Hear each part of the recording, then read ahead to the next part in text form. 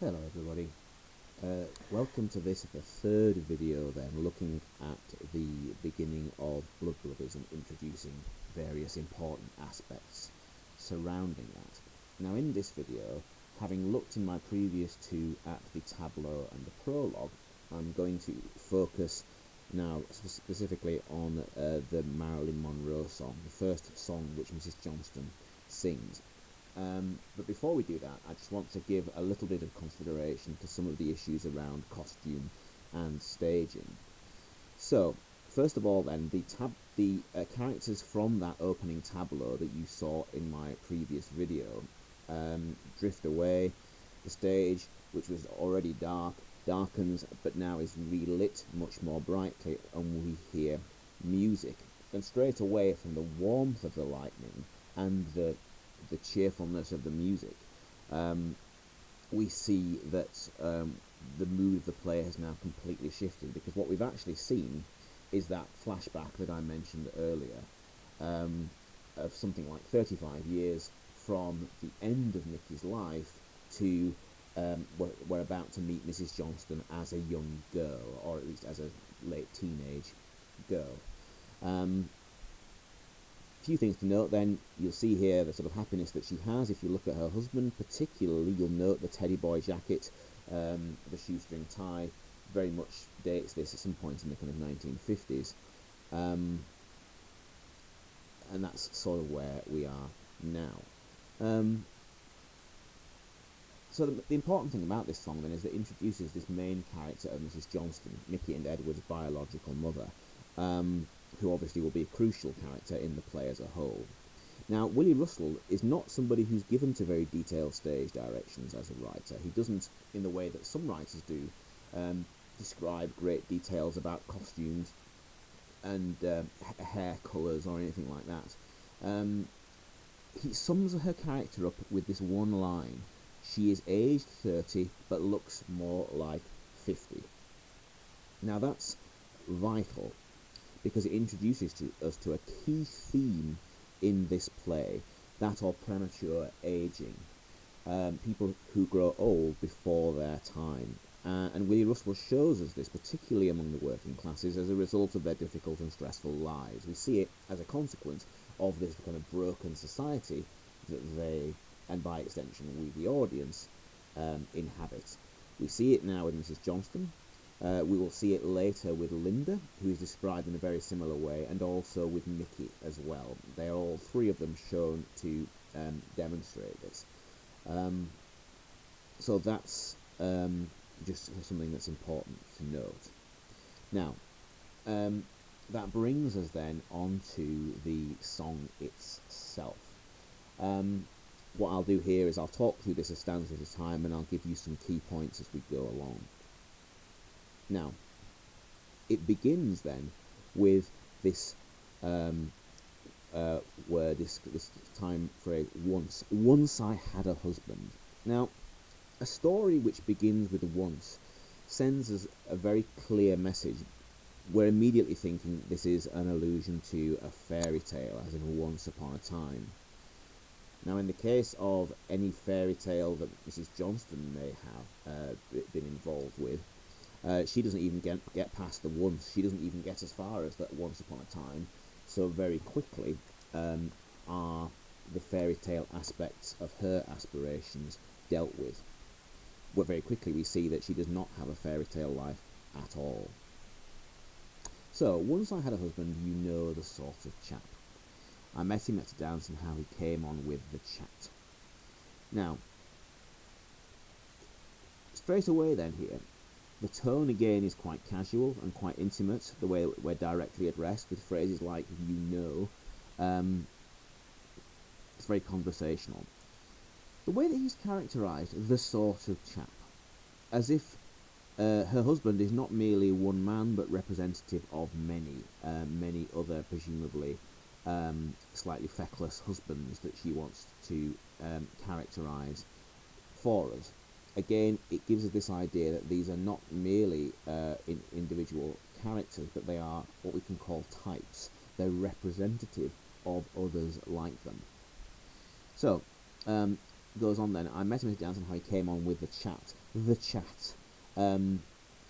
as if it's quite expected that he will try to give her all these sleazy chat-up lines in order to try to appeal to her.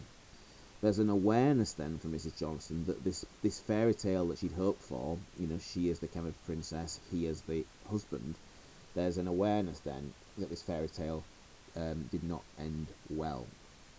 And she gives some of the examples of these incredibly cheesy, hackneyed chat-up lines that he used. He said, "My eyes were deep blue pools, my skin as soft as snow." That's a really naff metaphor and a really naff simile.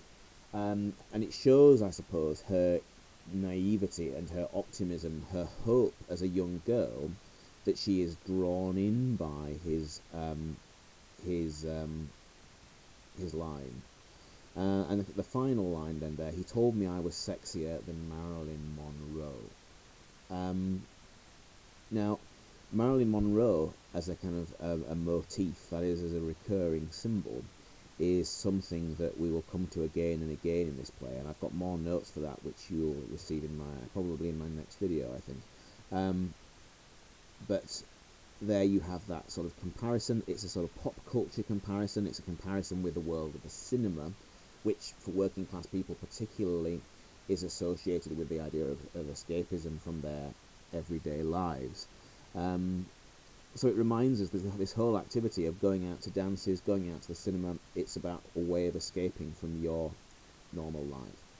When we went dancing, the symbolic significance of dancing in this escapism there as well.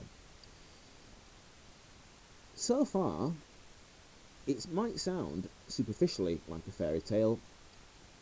Girl goes out to dance, meets husband, but as we've said, if you look at the language in there, you can see how already Willie Russell is starting to undercut that optimism.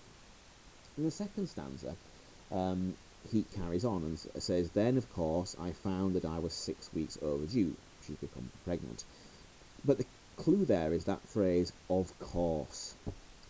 This is the mature Mrs. Johnstone realising that actually, even though she thought that she was a unique and individual and having a fun time, actually in the end there's nothing new about what she was doing.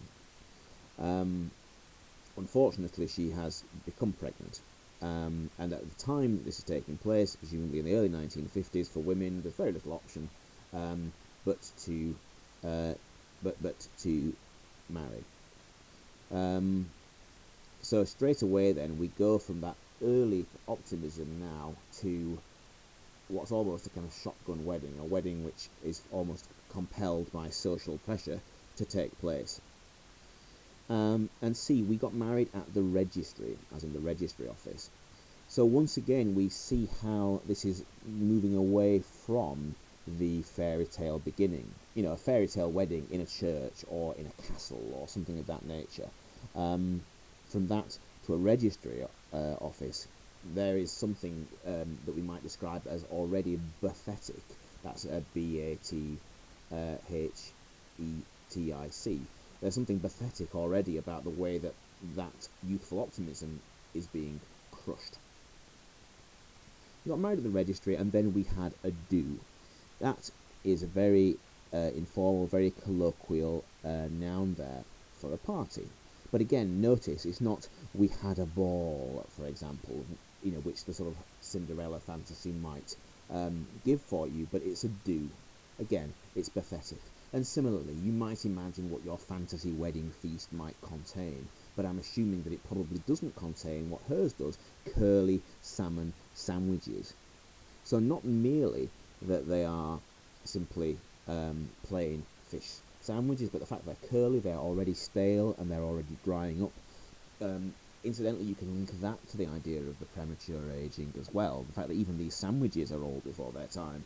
And how the ale did flow. Again, it's not champagne, it's not buckets and buckets of wine, but ale. They're drinking beer at this wedding, out of poverty, presumably, and out of necessity. And they said the bride was lovelier than Marilyn Monroe. And we went dancing. Yes, we went dancing. Now, we go on then. Then the baby came along, we called him Darren Wayne, which I think is meant to be Willie Russell's little joke as a kind of stereotypical working class name of the 1950s. Anybody who knows anyone called Darren, or in fact anyone called Wayne, would presumably take offence at that. But I think that's sort of the joke, and again, we're moving away from the sort of Cinderella archetype all the time.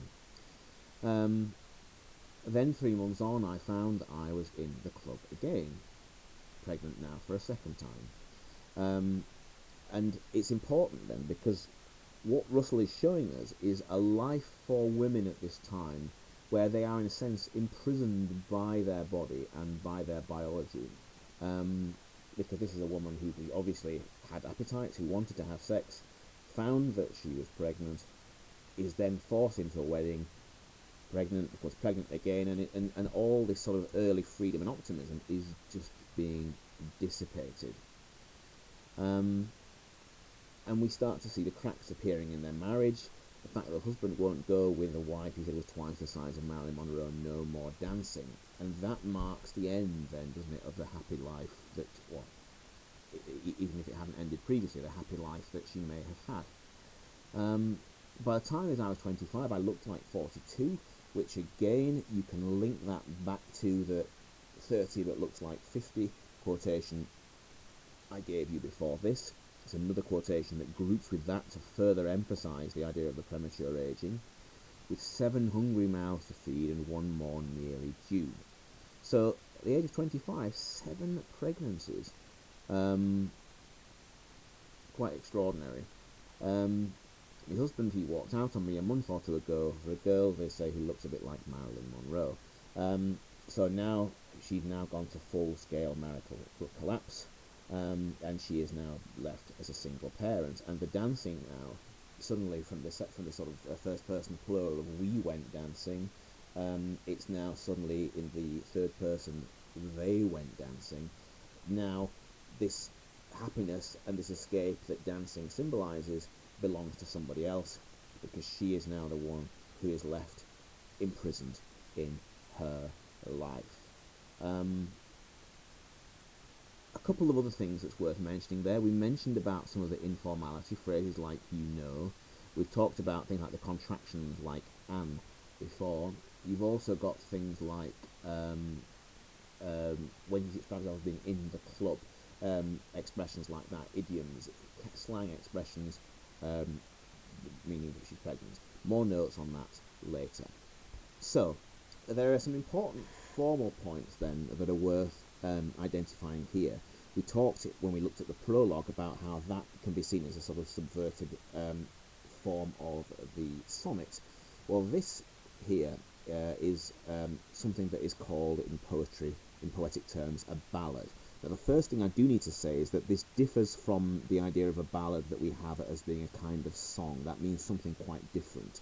So in terms of the definition, I'm afraid we'll have to go with this here. What you might like to do, for example, here, is just to shorten this down, because actually not all of this is specifically necessary to you, but it's useful background, particularly for those of you who go on to study literature at a higher level. So, it says then, although we now think of a ballad as being a kind of song, its origins were as a kind of narrative, i.e. a storytelling poem, although as well as being considered poetry, they could also be sung, which is where the modern meaning starts to come in, but they originate as poems. Especially popular in the 18th century, where they were widely used to share news. They were quickly written and printed in response to major events like battles or trials or anything else that might be of interest to the public, anything essentially that might be considered newsworthy today.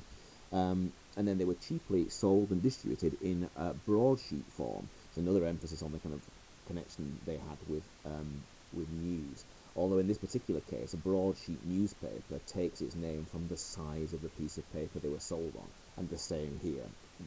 You'd buy a copy of one of these poems printed on a large sheet of paper, the same sort of size as an early newspaper. So they'd be sold by these travelling salesmen for cheaply, perhaps a penny a sheet or something like that. And apparently, if you couldn't read, What you could also do is you might pay this travelling salesman a reduced amount, and he would sing it to you, and it was a way, or recite it to you, and that was a way of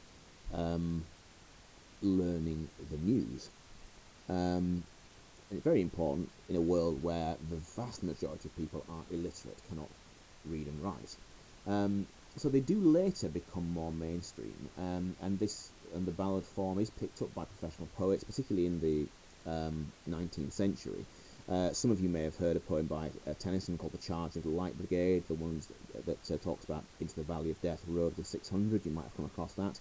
Many of you at primary school will have studied a poem called The Highwayman, slightly later, I think possibly from the early 20th century, by a poet called Alfred Noyes, the one that begins, The Highwayman came riding, up to the old inn door, that one. But before this time, many of these ballads, they were published anonymously. The writers, in other words, therefore were not famous, had no status. And because they were cheap and accessible to many people, they can be seen as a very democratic form with a very widespread appeal. Now, I think that allusion is important for Willie Russell because, again, for him, Blood Brothers is not meant to be a seriously intellectual play for seriously intellectual people. It's meant to be something that is accessible to all. So therefore, I think his use of the ballad form is very deliberate. Two main features of a ballad that are relevant to the poem that you've just seen. First of all, they'll be written in verses with a regular rhyme scheme, which helps to make them memorable and catchy. Remember, if they're mainly being enjoyed by an illiterate audience. And secondly, a repeated line known as a refrain. So in the case of this one, it almost has two actually. One is the references to Marilyn Monroe, and the other is the references to dancing, and the way that they keep coming back. And a refrain doesn't have to be identical. They can have slight variations. So, for example, you'll see that one says, "We went dancing," and another one says, "No more dancing," but that would still count. So that's just two features then of the ballad form that are used here, and I think, as I say, why Willie Russell does so. Now, there's an important point about the purpose of this song, and indeed numerous other ones, although not all, in the play, and they are used for something called exposition. They're used as exposition. So both the prologue and the Marilyn Monroe song are used for this. It means revealing key information about the plot. Several points in the play where songs and verse, i.e. poem sections, are used for this. So the Marilyn Monroe song is used to quickly tell the story of Mrs. Johnstone's life between her teenage years and the age of 30, while the prologue gives us this teasing, this ambiguous outline of the plot of the play as a whole. So in a sense then, they're both used for exposition, a useful point there in terms of the sort of structure of the play. Now, there are a couple of things to observe here in terms of questions. You can answer those, I think, based on what we've previously talked about, so I'll assume that you're going to do that. Pause the video now.